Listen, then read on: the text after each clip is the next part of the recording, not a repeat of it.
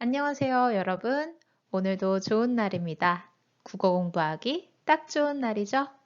네, 반어법은 아니고요. 저는 정말로 여러분들과 국어 공부를 함께 하는 것이 너무나도 행복하고 즐겁습니다. 여러분들도 그런 마음이길 바라면서 오늘도 저와 함께 즐거운 국어의 세계로 떠나보도록 하겠습니다. 자, 교과서 16쪽을 봐주시고요. 우리가 지난 시간에 반어법이 주로 쓰인 시 한 편을 공부했었죠. 제목부터가 반어법이었던 넌 바보다 라는 작품을 살펴봤었는데요. 교과서 16쪽 이해와 탐구 부분의 답을 우리가 하나씩 적어가면서 배웠던 내용을 복습하고 한 번 더 반어 표현이 무엇이고 그 효과를 정리해 보는 시간을 가져보도록 하겠습니다. 자, 먼저 1번 문제부터 볼게요. 나의 경험을 바탕으로 하여 이 시의 내용을 정리해보자 라고 되어 있네요. 자, 이 나는 누구였습니까? 그렇죠. 시적 화자였죠. 시 속에서 말하는 이 시적 화자였습니다. 자, 그래서 이 시적 화자 나의 눈에 비친 대상 누구였죠? 너였어요. 너의 모습을 정리해보자 라고 되어 있죠. 자, 너의 모습은 크게 한 7가지의 모습이 관찰이 됐어요. 자, 그랬는데 어떤 모습들이었느냐? 제일 먼저 씹던 껌을 종이에 싸서 쓰레기통에 버려요. 그냥 바닥에 뱉는 게 아니라 아무렇게나 뱉는 게 아니라 씹던 껌을 종이에 싸서 쓰레기통에 버리는 아주 생활 태도가 바른 모습을 관찰을 했고요. 또 그 다음엔 어떤 모습을 관찰했었죠? 그렇죠. 개구멍으로 들어가지 않고 빙 돌아서 굳이 빙 돌아 교문으로 다니는 굉장히 규칙을 잘 준수하는 그런 너의 모습도 관찰이 됐습니다. 또 어떤 모습도 관찰이 됐었나요? 그쵸. 그 바보라고 놀려도 그냥 웃어 넘겨요. 놀림도 웃음으로 받아 넘기는 굉장히 밝고 수더분한 성격의 너의 모습을 우리가 알 수 있었습니다. 그리고 얼굴에 검댕칠을 한 연탄장수 아저씨한테도 예의 바르게 인사를 하는 그런 너의 착하고 순수한 모습을 나가 관찰을 했었고요.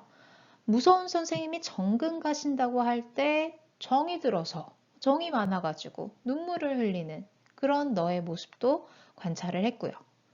보잘것없는 민들레에도 관심을 보이는 세심하고 따뜻한 마음씨를 지닌 너의 모습도 관찰을 했단 말이에요. 자, 그리고 또 그렇죠. 내가 허풍을 떨어요. 친구가 누가 들어도 거짓말인 말을 하고 허풍을 떠는데도 그냥 무시하거나 막 하지 않고 진심을 다해서 진지하게 공감하면서 들어줘요. 그런 모습들을 관찰을 한 겁니다. 자, 그래서 여러분들 지금 앞에서 봤던 세 가지, 지금 여러분들 교과서에도 동그라미가 세 칸이 뚫려 있을 겁니다. 거기에 지금 빨간색 글씨로 되어 있던 것들을 모두 적어주시면 됩니다. 이제 두 번째 문제를 보겠습니다. 이 시의 이연을 바탕으로 하여 너에 대한 나의 태도를 말해보자. 자, 그럼 난 뭐냐? 그런 내가 좋아서 그림자처럼 내 뒤를 졸졸 따라다니는 나는 이라고 되어 있었죠. 자, 그러니까 지금 이 부분을 통해서 그 너에 대한 나의 마음, 나의 태도, 나의 감정은 뭐냐? 널 정말로 바보라고 생각하나요? 멍청하다고 생각하나요? 쟤 왜 저래? 쟤 왜 저렇게 바보같지? 라고 흉보는 거예요? 아니었죠. 어떻게 생각하고 있는 거였죠? 그렇지. 너를 긍정적으로 생각하고 있고 더 나아가서 너의 행동을 어떻게 하고 싶어 한다. 본받고 싶어 하고 두 번째 줄에 나와 있듯이 그런 바른 행동을 하고 있는 너를 좋아하고 있다라는 거죠. 답을 교과서에 적어주셔야 합니다. 자, 그 다음 세 번째 문제로 넘어가 볼게요. 위의 활동을 바탕으로 이 시에 나타난 나의 깨달음을 말해보자. 자, 어떤 깨달음을 얻었겠습니까? 그쵸? 지금 너의 그러한 착하고 순수하고 따뜻한 마음 씀씀이에 그러한 그 마음 씀씀이를 가지고 있는 모습들을 관찰하면서 어떤 생각이 들었겠어요? 야, 쟤 정말 괜찮은 애구나 감탄했겠죠? 그리고 나도 저렇게 좀 저 친구의 좋은 모습을 본받아야 되겠다.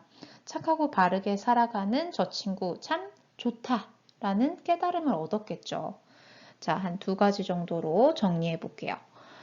너의 순수하고 따뜻한 마음 씀씀이에 감탄을 했을 것이고 착하고 바르게 살아가는 너를 좋아해야 되겠다. 그리고 나도 닮아야겠다라는 깨달음을 얻었을 겁니다. 여기까지 어렵지 않죠? 교과서에 잘 답을 정리하면서 따라오셔야 합니다. 지금 이렇게 페이지가 넘어가는 게 좀 빠르다 싶으면 잠깐씩 멈춰가면서 필기할 거 하면서 여러분들이 따라오시면 돼요. 자, 이제 17쪽으로 넘어가서 2번 문제 볼게요. 이 시에 쓰인 반어 표현과 그 효과를 알아보자. 자, 지난 시간에 다 했던 내용들이니까 네, 어렵지 않게 풀 수 있을 거예요. 이 시의 표현에 담긴 나의 속마음을 파악해보고 반어 표현의 특징을 정리해보자 라고 되어 있네요. 자, 이 시에 쓰인 반어적 표현은 너는 참 바보다 라는 게 반어적 표현이었는데 자, 이것은 정말로 그대로 그 의미를 받아들이면 안 되는 거였죠. 반대로 표현한 거였으니까. 원래 표현하고자 했던 진짜 나의 속마음은 뭐였습니까? 그렇죠. 너는 좋은 아이다. 너는 정직하고 따뜻하고 순수하고 착한 아이다. 라는 것을 어떻게 표현한 거야? 반대로 표현했잖아요. 너는 참 바보다. 라고 표현을 한 거예요. 자, 이렇게 원래 자기가 표현하고자 하는 진짜 의미를 정반대로 얘기함으로써 얻을 수 있는, 즉 반어적 표현을 사용했을 때 얻을 수 있는 어떤 효과라던가 또 반어적 표현의 특징은 뭐겠어요? 그쵸? 일단 반어 표현의 대표적인 특징은 속마음과 어떻게 되게 얘기한다? 반대되게 표현한다. 이게 반어 표현의 특징이 되겠죠? 교과서에 잘 정리해 주세요. 자, 그 다음 이 시의 반어 표현으로 얻을 수 있는 효과 뭐겠습니까? 이 반어 표현을 왜 쓴다고 했었죠? 뭐 하려고? 그렇죠. 원래 표현하고자 했던 원래의 뜻을 뭐 하기 위해서? 원래의 의미를 강조하기 위해서. 자, 즉 자신이 표현하고자 하는 바를 강조할 수 있기 때문에 반대로 표현을 하는 거예요.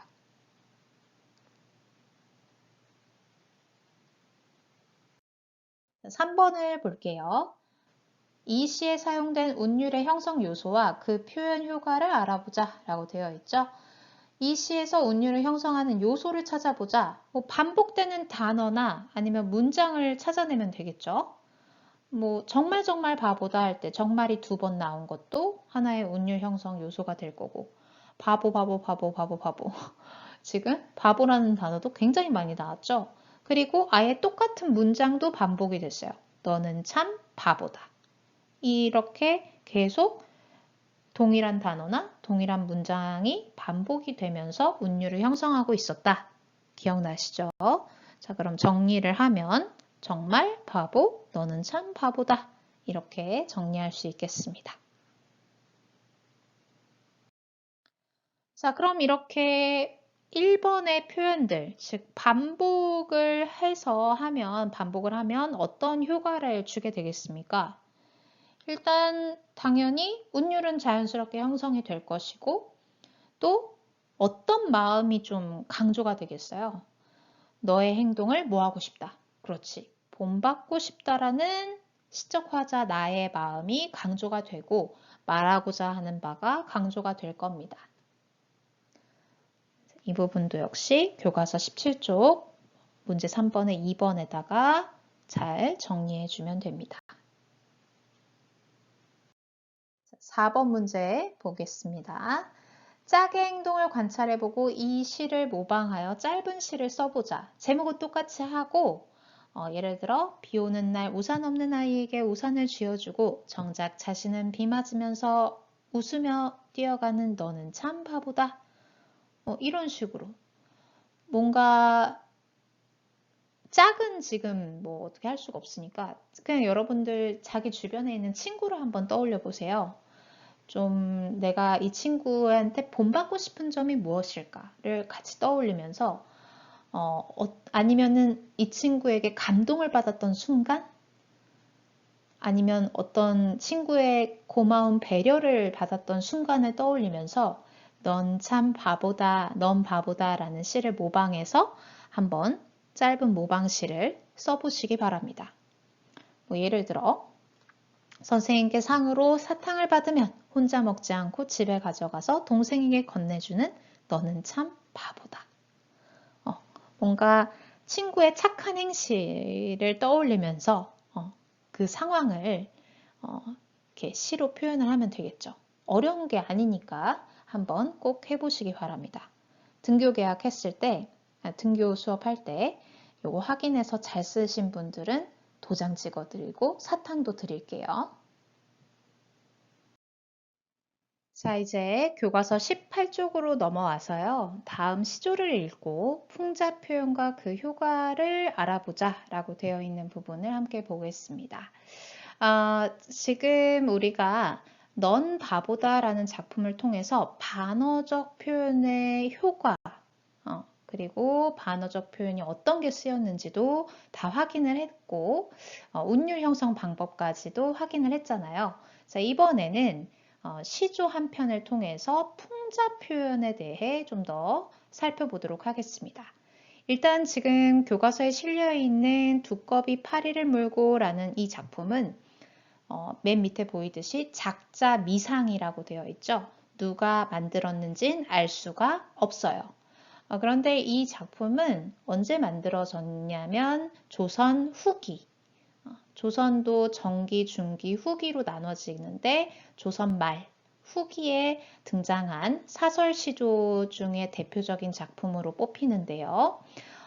왜 작자 미상이냐면 주로 일반 백성들, 이제 그 조선시대 때는 신분 제도가 있었잖아요. 양반, 그리고 뭐 농민, 상업하는 상민, 그 다음에 제일 밑바닥에 있는 뭐 천민 해서 산농공상 뭐 이렇게 부르는 그런 계층 사회였는데 그래서 일반 백성들의 그런 이름은 잘 기록도 안 되어 있는 경우들이 너무 많았죠. 그나마 조정에 나가서 정치하고 막 어떤 업적을 세운 그런 양반들의 이름은 뭐 이렇게 기록에 남아 있지만 일반 백성들의 경우에는 이름이 기록으로 남아 있는 경우는 거의 없었습니다.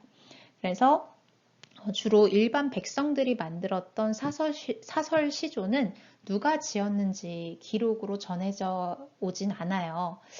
자, 그래서 이 지금 사설 시조 한 편을 볼 텐데 이 사설 시조에 나와 있는 내용 안에 굉장히 그 당시에 어떤 사회 문제를 풍자하고 있는 요소들이 굉장히 많습니다.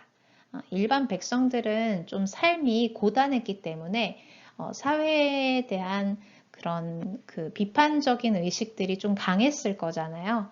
그래서 지금 이 작품 역시 굉장히 풍자적인 성격을 강하게 띠고 있는데 일단 먼저 조선 후기에 만들어진 작품인 만큼 좀 생소한 단어들, 처음 보는 단어들이 많을 거예요. 그래서 그 단어들의 뜻부터 좀 정리하고 본격적인 내용을 보도록 하겠습니다. 일단 두꺼비 파리를 물고까지는 별 어려움 없죠. 그런데 두엄이라는 단어가 있습니다. 이 두엄이라는 건 뭐냐면 쉽게 말해서 거름이에요. 거름. 그 왜 농사 지을 때 땅에 비료를 뿌리잖아요. 근데 이 두엄은 보통 그 가축의 배설물로 만들어집니다. 그러다 보니 좀 냄새가 나겠죠, 아무래도. 그 왜 여러분들 시골 그 드라이브 할 때 왜 시골 그 논밭이 이렇게 쫙 펼쳐 있는 시골길을 달리다 보면은 막 똥내가 똥냄새가 막 차 안으로 밀려 들어오는 경우들 있죠. 그게 다 이제 거름을 뿌려서 그래요. 자, 아무튼 그런 거를 두엄이라고 조선 후기 때는 불렀나 봅니다. 자, 그 다음에 치다라 앉아, 치닫다라는 말은 한 번씩은 들어봤을 것 같은데 위쪽으로 달려 올라가다라는 의미를 지니고 있죠. 그래서 두꺼비가 파리를 물고 걸음 위에 이제 달려 올라가 앉아 있는 겁니다. 건너산을 바라봤어요. 그 두꺼비가 건너산을 바라보니까 백송골이 하늘에 떠 있더랍니다. 자, 백송골은 하얀색 송골매를 말하는 건데 이렇게 생겼어요. 근데 여러분들 매의 눈이라는 말 우리 많이 쓰잖아요. 매는 굉장히 상위 포식자 중에 하나입니다. 또 사냥도 엄청 잘하죠. 하늘에서 굉장히 그 거리가 좀 떨어져 있는데도 불구하고 강 속에 있는 물고기를 사냥을 정확하게 해내는 새 중에 하나잖아요. 그러면 일단 지금 이 시조에 나와 있는 동물은 한 3가지 정도로 압축이 되네요. 두꺼비, 그리고 두꺼비가 잡아먹은 파리, 그 다음에 백송골까지 나오는데 누가 제일 힘이 세요? 이 중에서? 그렇죠. 당연히 백송골이 제일 힘이 셀 거고 그 다음이 두꺼비, 제일 약한 게 파리가 되겠죠. 자, 그래서 이 두꺼비가 걸음 위에 올라앉아서 건너편을 바라보니까 그 자기를 잡아먹을 수 있는 자기보다 힘이 센 백송골이 하늘에 떠 있더래요. 그래서 가슴이 끔찍하였대요. 이거는 깜짝 놀랐다라는 표현입니다. 가슴이 깜짝 놀라서 나 죽을 수도 있으니까 깜짝 놀라서 풀떡 뛰어 내닫다가 걸음 아래로 자빠진 겁니다. 자, 그래 놓고는 두꺼비가 뭐라고 하냐면 모처라 라고 되어 있는데 이 모처라라는 말은 마침 뭐 아니면 다행히도 뭐 이런 뜻입니다.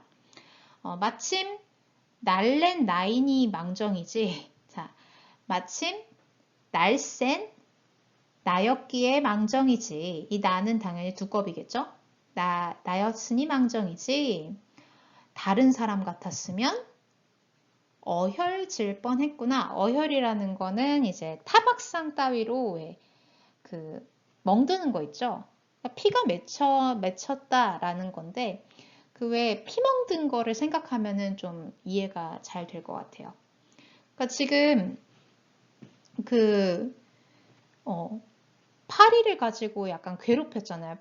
자기보다 힘 약한 파리를 물고는 걸음 위에 앉아서 막 놀고 있다가 자기보다 힘센 백송골이 딱 보이자마자 두려움에 이렇게 도망치려고 하다가 자빠진 주제에 툭툭 털고 일어나가지고 아유 날쌘 나였으니까 망정이지 다른 사람 같았으면 이거 엄청 크게 다쳤을 거야 라고 하면서 허세를 부리는 그런 두꺼비의 모습이 지금 이 시조에 표현이 되어 있는 겁니다. 자, 그럼 그 의미가 무엇인지, 그리고 이 두꺼비를 통해서 애둘러서 비판하려고 했던 풍자의 대상이 무엇인지를 좀 생각을 해보는 시간을 가져보려고 합니다. 일단 여러분들 교과서 19쪽을 보면요. 3번에 이 시조가 지어진 시대 배경에 관한 대화를 읽고 시조에 등장하는 동물들이 각각 무엇을 뜻하는지 생각해보자 라는 문제가 있을 거예요. 본격적인 이 시의 내용을 살펴보기 전에 이 작품이 만들어지게 된 시대 배경을 좀 알고 보면은 훨씬 이해가 쉬울 것 같아서 먼저 한번 읽어보도록 하겠습니다. 시조를 읽으니 어떤 느낌이 들었나요? 백송골이 무서워 넘어졌으면서도 허세를 부리는 두꺼비 모습이 무척 우스웠어요. 자, 일단 우스웠다라는 거에서, 우스꽝스러웠다라는 거에서 풍자적 요소가 있구나라는 건 확인할 수 있겠죠. 자, 그러면서 선생님이 좀 더 추가적인 설명을 해줍니다.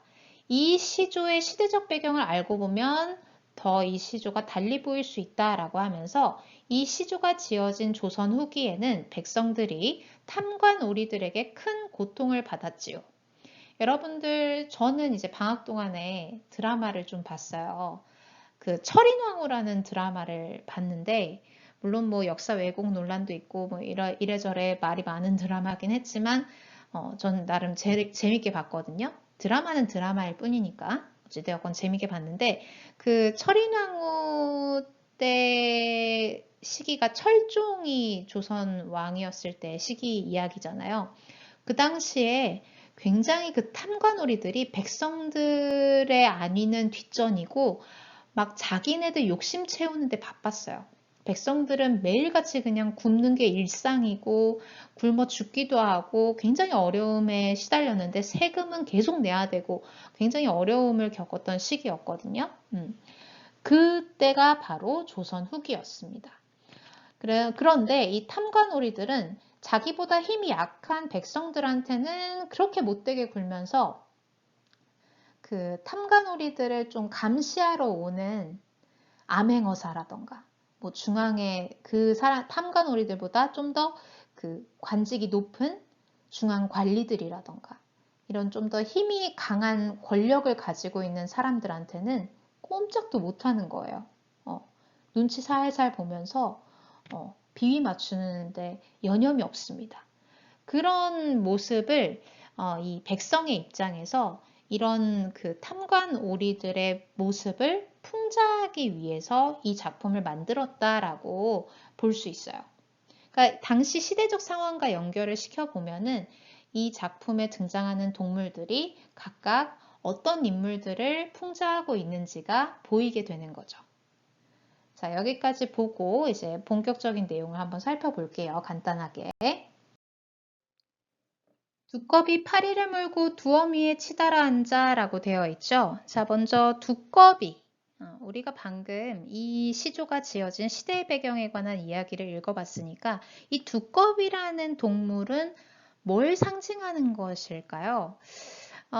일단 이미지를 한번 떠올려 보세요. 두꺼비의 등판을 보면은 좀 울퉁불퉁하고 눈도 좀 부리부리하고 요 볼 부분을 보면은 뭔가 왜 욕심이 가득 차 있는 듯한 이미지가 떠오르지 않아요? 그런 걸로 봤을 때 지금 이 두꺼비는 누구를 상징하는 것 같습니까? 그렇죠. 조선 후기 탐관오리들을 상징하는 즉 이 시조에서 풍자하고자 하는 대상 탐관오리를 상징하고 있는 동물이라고 보면 됩니다. 탐관오리, 중간 권력층, 지방 관리 다 이 사람들이 누구를 괴롭히고 그렇죠. 백성들을 괴롭히고 좀 부정한 방법으로 자신들의 욕심을 채워나가고 있던 그런 부정부패한 사람들을 상징하고 있는 거다. 자, 그러면은 그 두꺼비보다 힘이 약한 파리. 그래서 두꺼비에게 지금 물려있는 파리는 누구를 상징하는 거겠어요? 당연히 힘없는 백성을 상징하는 거죠. 그럼 두꺼비가 파리를 물고 지금 걸음 위에 앉아 있는데 이 걸음은 또 이제 시대적 배경과 연관을 시켜보면은 충분히 또 얘도 상징적인 의미가 있다라는 걸 우리가 생각해 볼 수 있어요. 이 걸음은 냄새가 나죠? 왜? 가축의 배설물로 만들어졌으니까. 그러면 이 냄새나는 것에 상징하는 의미는 뭘까요? 이 탐관오리들이 부정부패한 방법으로 뭘 쌓았겠어요? 백성들한테 억지로 세금 거두고 백성들을 괴롭히면서 그쵸? 많은 재물들도 쌓았을 거고 그로 인해 부정부패로 쌓아 올린 많은 권력들도 있었겠죠. 자, 그래서 이 두꺼비가 올라앉아 있는 이 걸음은 부정부패로 쌓아놓은 재물과 권력을 상징하는 의미로 해석할 수도 있습니다. 자, 그래서 첫 번째 줄에서 나온 풍자한 내용은 뭐냐? 바로 약자를 억압하고, 즉 힘없는 백성을 억압하고 괴롭히는 어떤 탐관오리들의 모습을 풍자하고 있다라고 할 수 있겠죠. 자, 이 두꺼비가 그렇게 두엄 위에 앉아서 건너산을 바라봤는데 뭐가 떠 있습니까? 백송골이 떠 있더래요. 자, 이 백송골은 뭐겠어요? 누구보다는 힘이 셉니까? 그렇죠. 두꺼비보다는 힘이 세요. 즉, 탐관오리들보다는 권력이 더 많은, 더 힘이 있는 권력자. 뭐 암행어사라던가 중앙관리, 외세. 외세라는 거는 외부에서 들어온 세력. 이 당시 조선 후기 때는 외세가 많았죠. 그 막 미국, 프랑스 이런 데서 이제 침략을 많이 해왔던 시기였으니까. 그리고 일본도 있었고. 자, 이런 것을 의미합니다. 자, 그래서 자기보다 힘센 백송골이 떠 있는 걸 확인하고는 깜짝 놀라서 도망가려고 풀떡 뛰어내려 내닫다가 어떻게 했습니까? 걸음 아래로 자빠졌어요. 쫄아가지고 소위 말해서 쫄아서 도망가다가 자빠졌는데 그래 놓고는 빨딱 일어나가지고 뭐라고 그러는 줄 알아요?